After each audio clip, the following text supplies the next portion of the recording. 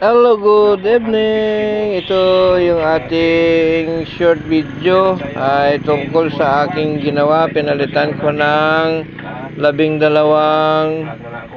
backlight beads or yung mga bulb lang yung pinalitan natin, yung beads 12 kasi naubusan ako ng factory cut na 6 volts. So meron akong beads na 6 volts din na 2 watts. Pinalitan ko isa-isa, 12 yan. At ito na ngayon yung aking video setup. Yung ordinary TV ginawa kong Android TV gamit ang smart box. Ayan. So, ito na, goods na. Paring Tikboy, shout out. Ito na po yung inyong TV. Gawa na. Salamat!